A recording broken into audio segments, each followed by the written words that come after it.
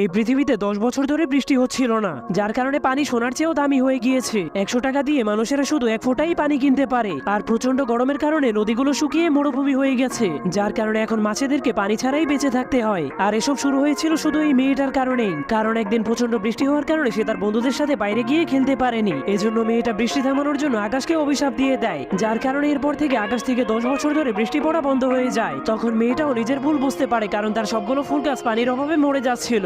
যার কারণে সে জলদি করে তার ঘরে গিয়ে দরজা জানলা বন্ধ করে লুকিয়ে রাখা 1 গ্লাস পানি বের করে। কিন্তু যখনই সে তার ফুল গাছকে পানি দিতে যায়, তখনই তার পানি মাটিতে পড়ে যায়। এরপর সে একটা কলের কাছে গেলে সেই কল থেকে 1 ফোঁটা পানি বের হয়। কিন্তু সেই পানির ফোঁটাটা মেয়েটার উপর অনেক রেগে বলে, এই সবকিছু হয়েছে তোর কারণে। এরপর সেই পানির ফোঁটাটা মেয়েটাকে একটা মোটা মানুষের কাছে নিয়ে যায়। সেই মোটা লোকটার কাছে অনেক পানি জমা করা ছিল, কিন্তু মেয়েটা তার কাছে পানি চাইলে সে মেয়েটাকে পানি দিতে রাজি হয় না। যার কারণে মেয়েটা পেঁয়াজ কাটলেই মোটা লোকটা কান্না শুরু করে দেয়। তখন তার চোখের পানির কারণে পৃথিবীতে বৃষ্টি শুরু হয়ে গেলে পৃথিবীটা আগের মতো সুন্দর হয়ে